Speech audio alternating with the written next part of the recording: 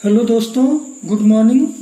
मैं संदीप सर अपने online class में आप लोगों का एक बार फिर स्वागत करता हूं। आज हम लोग गंगा नदी तंत्र का अध्ययन करेंगे।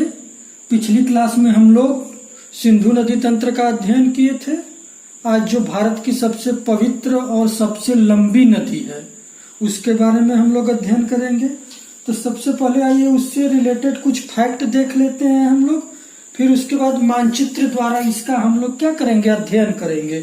तो जैसा कि एग्जाम में पहला ही प्रश्न पूछा जाता है कि भारत की सबसे लंबी नदी कौन सी है, तो भारत की सबसे लंबी नदी कौन सी है? गंगा नदी है। और इसकी टोटल लंबाई कितनी है? 2525 किलोमीटर, 2525 किलोमीटर। याद रखिएगा आप लोग कि इसकी टोटल लंबाई कितनी है? 2525 किलोमीटर। यह भारत की सबसे लंबी नदी है। इसके अलावा आप लोग जानते ही होंगे कि इसे क्या कहा जाता है? स्वतः पवित्र होने वाली नदी या स्वतः स्वच्छ होने वाली नदी कहा जाता है। हम लोगों के धर्म में इसका विशेष स्थान है।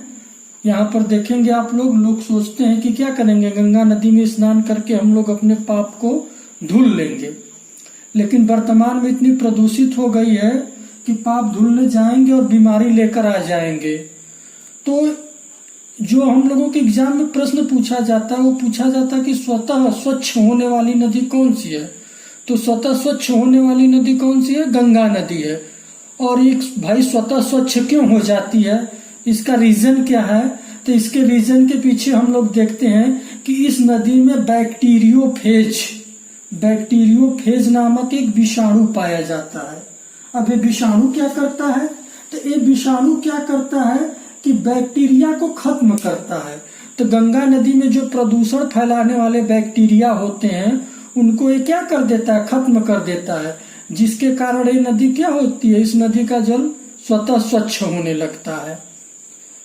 इसके अलावा इसी सब कारण से गंगा नदी को क्या किया गया? राष्ट्रीय नदी घोषित कर दिया गया 2008 में, क्योंकि इसमें प्रदूषण का स्तर क्या हो रहा था? बहुत तेजी से फैल रहा था और ये बैक्टीरियोफेज भी खत्म होने लगे हैं और ये नदी क्या होती जा रही है? धीरे धीरे प्रदूषित होती जा रही है। तो सबसे पहले हम लोग देखते हैं कि इसका उद्गम कहाँ होता है, इसकी ओरिजिन कहाँ पर है। तो इसकी जो ओरिजिन है उत्तराखंड में गंगोत्री ग्लेशियर से होती है। गंगोत्री ग्लेशियर के पास ही एक प्लेस है गोमुख। यहाँ पर अगर घूमने जाएंगे आप लोग तो देखेंगे वहां पे गोमुख की तरह वो दिखाई देगा। तो गोमुख नामक स्थान से निकलती है और गोमुख नामक स्थान से निकलने के बाद उत्तराखंड, उत्तर प्रदेश, बिहार, झारखंड को हल्का सा टच करती है, खासकर उसका साहबगंज वाला एरिया। और झारखंड के बाद पश्चिम बंगाल, और पश्चिम बंगाल के बाद कहाँ पर इसकी एंट्री होती है? बांग्लादेश में। कहाँ पर होती है? बांग्लादेश में। और बांग्लादेश में इसे क्या बोलते हैं? पद्मा बोलते हैं। और यही पद्मा शाखा जो होती है किससे मिलती है? इधर से ब्रह्मपुत्र आती है और ये जो ब्रह्मपुत्र है उसकी कौन सी शाखा है? जमुना। और ब्रह्मपुत्र की जमुना और गंगा की पद्मा शाखा मिलकर क्या होती है? मेघना।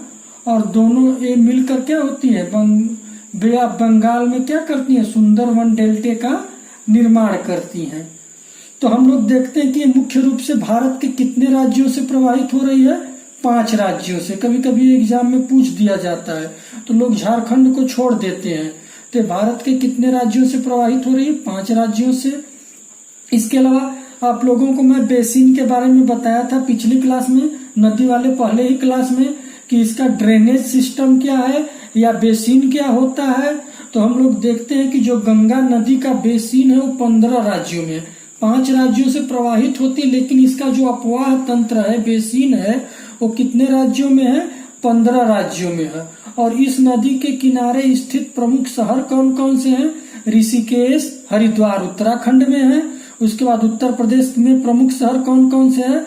कानपुर, प्रयागराज, वाराणसी। और बिहार में भागलपुर, पटना। उसके बाद ये नदी कहाँ पर जाती है? पश्चिम बंगाल में। पश्चिम बंगाल में आगे हम लोग पढ़ेंगे कि इसकी 2 शाखाएं हो जाती हैं, ये 2 धाराओं में बढ़ जाती है। एक कुछ दूर भागीरथी के नाम से जानी जाती है और एक हुगली के नाम से जानी जाती है। ऐसे ये भागीरथी हो जाती है और ये वाली शाखा हुगली हो जाती है। और यही भागीरथी आगे जाकर गंगा के ही नाम से जानी जाती है और बांग्लादेश में पद्मा के नाम से क्या करती है, प्रवेश कर जाती है। तो अब आइए हम लोग इसको मानचित्र की सहायता से समझने का प्रयास करते हैं। साथ साथ आप लोग नोट करते चलिएगा और एक एक नदी को समझते हुए चलिएगा, क्योंकि सब एक साथ हो जाएगा तो कॉम्प्लिकेटेड हो जाएगा। तो एक एक नदी को मैं बताऊंगा और उससे जुड़ी जानकारियां भी बताऊंगा। साथ साथ आप लोग नोट करते और समझते चलिएगा। जो चीजें क्लियर नहीं होंगी उसको कमेंट कर कर बताइएगा, उसका भी आंसर आप लोगों को दिया जाएगा। तो आइए देखते हैं हम लोग। तो इसमें हम लोग देखते हैं कि उत्तराखंड में एक प्लेस है, आप लोग नाम सुने होंगे, बद्रीनाथ। कौन सा प्लेस है? बद्रीनाथ। यहीं पर एक ग्लेशियर है। कौन सा ग्लेशियर है? संतोपत। कौन सा ग्लेशियर है? संतोपत। संतोपत हिमानी है। तो इस संतोपत से एक जलधारा प्रवाहित होती है, जिसको किस नाम से जाना जाता है? इस तरह एक जलधारा प्रवाहित होती है, इसको किस नाम से जाना जाता है? इसको अलकनंदा के नाम से जाना जाता है। किसके नाम से जाना जाता है? अलकनंदा के नाम से। इसको किस नाम से हम लोग पुकारते हैं? अलकनंदा के नाम से। और यहीं पर हम लोग देखते हैं कि इसी संतोपथ के ठीक सीध में एक और ग्लेशियर स्थित है। यहाँ पर वो कौन सा ग्लेशियर है? गंगोत्री। कौन सा ग्लेशियर है? गंगोत्री। और यही गंगोत्री में एक प्लेस है, कौन सा? गोमुख। कौन सा प्लेस है? गोमुख। इसी गोमुख से भी एक नदी निकलती है, जिसका क्या नाम है? भागीरथी। क्या नाम है? भागीरथी। और ये दोनों धाराएं आकर कहाँ पर मिल जा रही हैं? ये दोनों धाराएं आकर मिलती हैं देवप्रयाग में। कहाँ पर मिलती हैं? देवप्रयाग में मिलती हैं। तो इसी देवप्रयाग में मिलने के बाद ही इनकी संयुक्त धारा को किस नाम से जाना जाता है? गंगा के नाम से जाना जाता है। तो इस प्रकार हम लोग देखते हैं कि जो गंगा नदी का निर्माण हो रहा है वो दो धाराओं, अलकनंदा और भागीरथी, कौन सी? भागीरथी के मिलने से हो रहा है। तो एग्जाम में क्वेश्चन पूछा जा सकता है कि पहला तो डायरेक्ट पूछा जा सकता है कि अलकनंदा नदी कहाँ से निकलती है? संतोपत से। और भागीरथी से कहाँ मिलती है? देवप्रयाग में। और भागीरथी कहाँ से निकलती है? गंगोत्री के गोमुख से। अगर गंगा भी पूछ दिया जाए आप लोगों से कि गंगा नदी कहाँ से निकलती है, तो भागीरथी वाला ही आप लोग लगाएंगे। तो भागीरथी कहाँ से निकल रही है? गोमुख से निकल रही है। और ये दोनों जब देवप्रयाग के पास मिलती हैं तो यहीं से इनकी जो संयुक्त धारा बनती है उसको गंगा के नाम से जाना जाता है। इससे पहले हम लोग देखते हैं कि यहाँ पे कुछ प्रयागों का निर्माण होता है। तो प्रयाग क्या होता है? प्रयाग वो स्थान होता है जहाँ पे दो नदियां आकर क्या होती हैं? मिलती हैं। वैसे स्थान को क्या बोला जाता है? प्रयाग बोला जाता है। तो हम लोग देखते हैं कि इस अलकनंदा नदी में उसके बाएं साइड से कुछ नदियां आकर मिलती हैं। उसमें सबसे पहले ऊपर कौन सी नदी मिलती है? यहाँ पर ऐसे धौली गंगा। कौन सी नदी मिलती है? धौली गंगा। और ये धौली गंगा नदी जो है वो कहाँ पर मिलती है? इस अलकनंदा नदी से।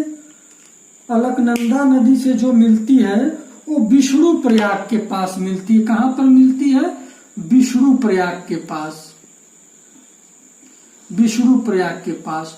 तो इस तरह हम लोग कह सकते हैं कि अलकनंदा नदी में धौली गंगा नदी जहां पर मिलती है वो कौन सा स्थान है? विष्णु प्रयाग है। उसके बाद हम लोग देखते हैं कि धौली गंगा के नीचे एक और नदी है। कौन सी नदी है? नंदाकिनी। कौन सी नदी? नंदाकिनी। मंदाकिनी नहीं, नंदाकिनी, याद रखिएगा। नंदाकिनी नदी है। ये नंदाकिनी नदी जो है अलकनंदा से कहां पर आकर मिलती है? नंद प्रयाग के पास मिलती है। कहां पर मिलती है? नंद प्रयाग के पास आकर मिलती है। तो हम लोग देखते हैं कि अलकनंदा और नंदाकिनी जहां पर मिलती है उसको किस नाम से जाना जाता है? नंद प्रयाग के नाम से जाना जाता है। अब हम लोग देखते हैं कि नंद प्रयाग के नीचे एक और नदी है, वो कौन सी नदी है? पिंडर नदी। कौन सी नदी है? पिंडर नदी या पिंडार नदी भी इसको कहते हैं। पिंडर नदी है। तो ये जो पिंडर नदी है, ये पिंडर नदी अलकनंदा नदी से जहां पर मिलती है उसको किस नाम से जाना जाता है? इसको कर्णप्रयाग के नाम से जाना जाता है। किसके नाम से जाना जाता है? कर्णप्रयाग के नाम से जाना जाता है। इसके अलावा हम लोग देखते हैं कि इस गंगोत्री और संतोपथ के बीच एक जगह है केदारनाथ। कौन सा जगह है? केदारनाथ यहां पर है। केदारनाथ है। और इस केदारनाथ से भी एक नदी निकलती है। कौन सी नदी निकलती है? केदारनाथ से एक नदी निकलती है जिसका क्या नाम है? मंदाकिनी। मंदाकिनी। केदारनाथ से मंदाकिनी निकलती है और ये जो मंदाकिनी है ये अलकनंदा नदी से आकर कहां पर मिलती है? रुद्रप्रयाग के पास। रुद्रप्रयाग के पास आकर मिलती है। और हम लोग देखते हैं कि फिर जब ये अलकनंदा नदी आगे बढ़ती है तो उसमें देवप्रयाग के पास आकर कौन सी नदी मिल जा रही है? भागीरथी मिल जा रही है। और यहाँ से दोनों की संयुक्त धाराएं किस नाम से जानी जाती हैं? गंगा के नाम से जानी जाती हैं। आगे हम लोग देखेंगे एक प्रयाग और बनता है। जब यमुना नदी प्रयाग के पास गंगा से मिलती है तो प्रयागराज के नाम से उसको जाना जाता है। तो ये जो है उत्तराखंड में स्थित कुछ प्रमुख प्रयाग हैं। इनसे अक्सर एग्जामों में क्वेश्चन पूछ दिया जाता है। इसमें इस तरह से क्वेश्चन पूछा जा सकता है कि धौली गंगा जो है अलकनंदा नदी से, यहाँ पे कौन सी नदी है? ये अलकनंदा है।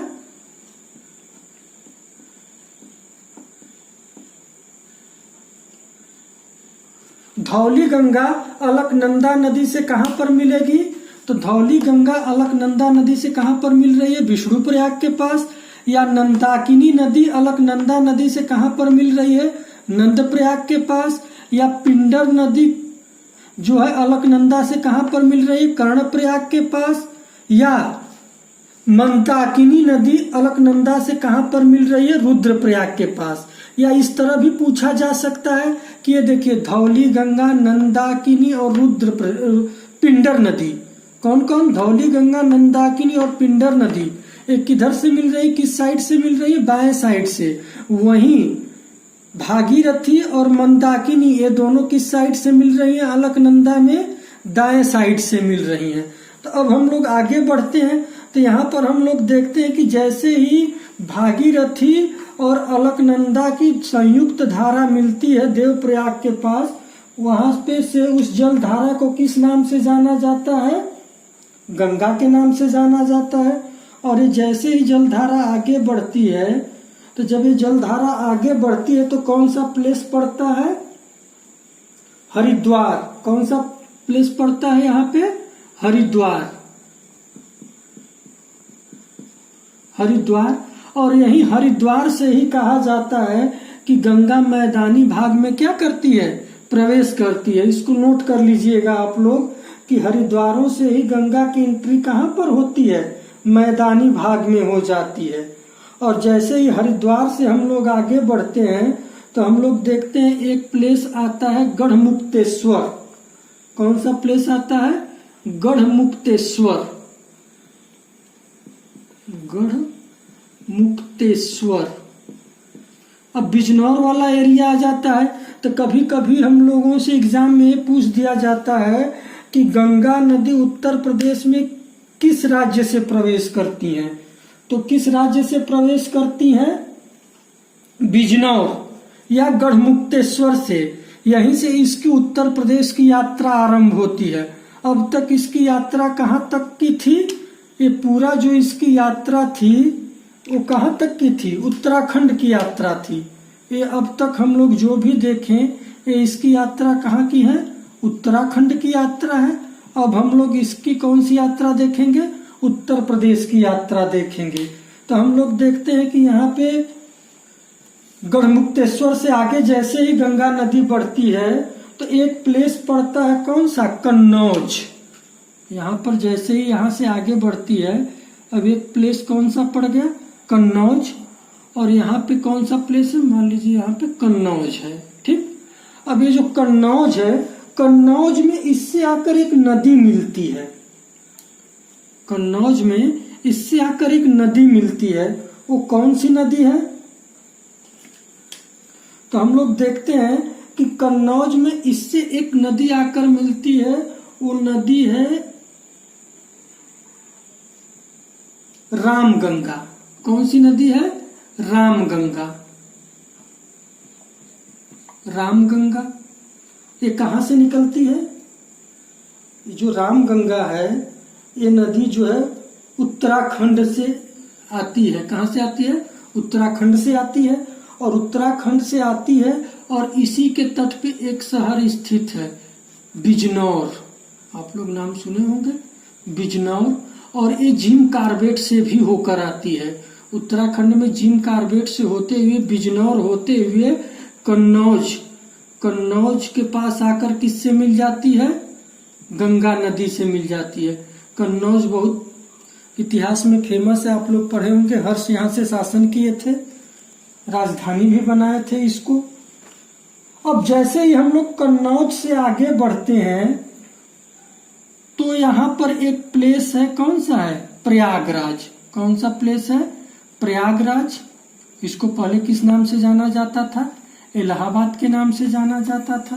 तो अब हम लोग देखते हैं कि इस प्रयागराज के पास, यहीं पे देखिए, गंगोत्री ग्लेशियर से सीध में ही एक और ग्लेशियर स्थित है। एक और प्रमुख ग्लेशियर स्थित है, यमुनोत्री। कौन सा ग्लेशियर है? यमुनोत्री। और यहीं पर यहाँ पर एक ग्लेशियर स्थित है। तो हम लोग देखते हैं कि यहाँ पे एक है बंदरपूछ। क्या है? बंदरपूछ। और इसी का एक ग्लेशियर है यमुनोत्री। कौन सा है? यमुनोत्री। इस यमुनोत्री से एक नदी निकलती है, कौन सी? यमुना नदी। और ये यमुना नदी गंगा के पैरेलल प्रवाहित होती हुई कहाँ पर? प्रयाग के पास आकर क्या होती है? गंगा से मिल जाती है। तो आप लोगों से एग्जाम में पूछा जा सकता है कि गंगा की सबसे बड़ी सहायक नदी, तो गंगा की सबसे बड़ी सहायक नदी कौन सी है? यमुना। इसके अलावा ये भी पूछा जा सकता है कि अब आप लोग ये समझिए, ये गंगा नदी प्रवाहित हो रही है और नदी जिस दिशा में प्रवाहित होती है उसी के आधार पे हम लोग बाएं और दाएं का अनुमान लगाते हैं। तो ये क्या हो जाएगा? ये वाला जो हो जाएगा ये बायां हो जाएगा और ये क्या हो जाएगा? दायां हो जाएगा। तो गंगा से दाएं किनारे से मिलने वाली यमुना क्या है? पहली नदी है। इसके अलावा यमुना जो है गंगा की सबसे बड़ी सहायक नदी है। इसके अलावा यह भी पूछा जा सकता है कि बाएं किनारे से यमुना से मिलने वाली पहली नदी कौन सी है? रामगंगा नदी है। ये कहाँ से निकलती है? उत्तराखंड से निकलती है। बिजनौर होते हुए कन्नौज के पास आकर गंगा में मिल जा रही है। उसके बाद हम लोग देखते हैं कि बंदरपूछ हिमानी से यमुनोत्री नामक स्थान से यमुना नदी निकलती है और ये यमुना नदी जाकर कहाँ पर? प्रयागराज में जो है गंगा से मिल जा रही है। लेकिन उससे पहले हम लोग देखते हैं कि यहाँ पर एक हिल्स है। कौन सी हिल्स है? मैं आप लोगों को जब इंडियन हिल्स पढ़ा रहा था तो उसमें बताया था जानपाव। कौन सी पहाड़ी है? जानपाव हिल्स है। इस जानपाव हिल्स से एक नदी निकलती है, वो कौन सी नदी है? चंबल। इस जानपाव हिल्स से एक नदी निकलती है चंबल। और ये चंबल जो है इटावा के पास, कहाँ पे? इटावा के पास जाकर किससे मिल जाती है? यमुना से मिल जाती है। और इस चंबल की एक और सहायक नदी है, वो कौन सी है? क्षिप्रा। कौन सी है? क्षिप्रा या सिप्रा इसको बोलते हैं। जो उज्जैन है इसी नदी के तट पर, यहाँ पर आप लोग जानते होंगे महाकाल मंदिर भी है। इसके अलावा यहाँ पर कुंभ भी लगता है। तो हम लोग देखते हैं ये जो शिप्रा नदी है ये कहाँ से निकलती है, ये उज्जैनी पहाड़ी से निकलती है। कहाँ से निकल रही है, उज्जैनी पहाड़ी से इसका उद्गम होता है और उज्जैन से प्रवाहित होते हुए चंबल में जाकर क्या होती है, मिल जाती है। चंबल में जाकर मिल जाती है और चंबल जो है कौन सी रिवर है, चंबल। और चंबल जो है इटावा के पास जाकर किससे मिल जा रही है, यमुना से मिल जा रही है। उसके बाद इटावा से जैसे ही हम लोग आगे बढ़ते हैं, यहाँ पर एक प्लेस और है, कौन सा है, हमीरपुर। कौन सा है, हमीरपुर। तो हमीरपुर में एक नदी और आकर जो है यमुना से मिलती है, वो कौन सी नदी है, बेतवा। कौन सी नदी है, बेतवा नदी है। और ये बेतवा नदी कहाँ से निकलती है, ये बेतवा नदी जो है विंध्य पर्वत से निकलती है। कहाँ से निकलती है, विंध्य पर्वत से निकलती है और जाकर यमुना से कहाँ पर मिल जा रही है, हमीरपुर के पास मिल जा रही है। उसके बाद जैसे ही कुछ दूर और हम लोग आगे बढ़ते हैं, एक और प्रमुख शहर स्थित है, कौन सा, बांदा। कौन सा है, बांदा। और इस बांदा के पास एक नदी और आकर मिलती है, वो नदी कौन सी है, केन। केन नदी। और एक केन नदी कहाँ से निकलती है, केन नदी जो है कैमूर पहाड़ी से निकलती है। कहाँ से, कैमूर पहाड़ी से निकलती है। इसके अलावा देखेंगे एक और छोटी सी सहायक नदी है टोंस, जो प्रयागराज के पास ही जाके क्या होती है, यमुना से और गंगा से मिलती है। तो हम लोग देखते हैं कि जो टोंस है वो भी यमुना की ही सहायक नदी है। तो जो प्रयागराज के पास जाकर किससे मिल जाती है, यमुना से मिल जाती है। तो हम लोग इस प्रकार देखते हैं कि ये जो यमुना रिवर है इसकी प्रमुख सहायक नदियां कौन कौन सी हैं, चंबल, बेतवा, केन, टोंस। इसके अलावा और भी प्रमुख सहायक नदियां वो इतनी इम्पोर्टेंट नहीं है, ये ज्यादा इम्पोर्टेंट है और एग्जाम में पूछी भी जाती है। इसके अलावा चंबल नदी को आप लोग देखेंगे तो चंबल नदी पर 3 डैम स्थित हैं, वो तीनों डैम भी पूछे जाते हैं अक्सर एग्जाम में।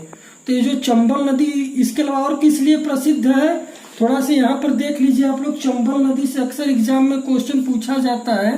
तो यहाँ पे देखिए चंबल, चंबल नदी कहाँ से निकलती है, जानपा हिल से निकलती है। ये किस लिए प्रसिद्ध है, मृदा अपर्दन के लिए। किसके लिए प्रसिद्ध है, सॉइल इरोजन के लिए, मृदा अपर्दन के लिए। मृदा अपर्दन में भी यहाँ पे किस प्रकार की मृदा का अपर्दन होता है, गली अपर्दन होता है। कौन सा अपर्दन होता है, गली अपर्दन जाती है बड़ी बड़ी, जिसको किस नाम से जाना जाता है, बीहड़ के नाम से जाना जाता है। आप लोग देखे होंगे यहाँ पे बड़े बड़े बीहड़ है जो डाकुओं के क्या है, निवास है। इसके अलावा यहीं पर इस चंबल नदी में ही क्या पाए जाते हैं, घड़ियाल पाए जाते हैं। तो ये भी एग्जाम में पूछ देता है कभी कभी कि घड़ियाल किस नदी में सर्वाधिक पाए जाते हैं, तो चंबल नदी में पाए जाते हैं। इसके अलावा इस नदी पर जो है 3 डैम है, वो डैम भी अक्सर एग्जाम में पूछे जाते हैं। तो तीनों डैम कौन कौन से हैं, एक है गांधी सागर, 3 डैम है। एक कौन सा है, गांधी सागर, ये कहां पर है, एमपी में। उसके बाद राणा प्रताप सागर और जवाहर सागर, ये दोनों कहां पर है, राजस्थान में है। तो हम लोग देखते हैं कि इस चंबल नदी पर 3 डैम है, गांधी सागर मध्य प्रदेश में, राणा प्रताप सागर और जवाहर सागर राजस्थान में। इसको इस तरह याद रखिएगा आप लोग, गजरा। कैसे याद रखेंगे आप लोग, गजरा। ग से गांधी सागर, ज से जवाहर सागर, र से राणा प्रताप सागर। और चंबल मतलब चमेली याद कर लीजिएगा। तो चमेली के फूल का क्या बनता है, गजरा बहुत सुंदर बनता है। तो इस तरह अगर आप लोग याद कर लेंगे तो ये डैम अक्सर एग्जाम में पूछे जाते हैं। इतनी महत्वपूर्ण जानकारी किसके बारे में है, चंबल नदी के बारे में है। इसके अलावा आज के लिए इतना ही। नहीं, क्लास बहुत आप लोगों को बोरिंग लगने लगेगी। अब इसके आगे की जानकारी अगली क्लास में दी जाएगी। ज्यादा से ज्यादा लाइक करें और शेयर भी करें, तभी इसके आगे की अगली वीडियो बनाई जाएगी। चलिए, थैंक यू।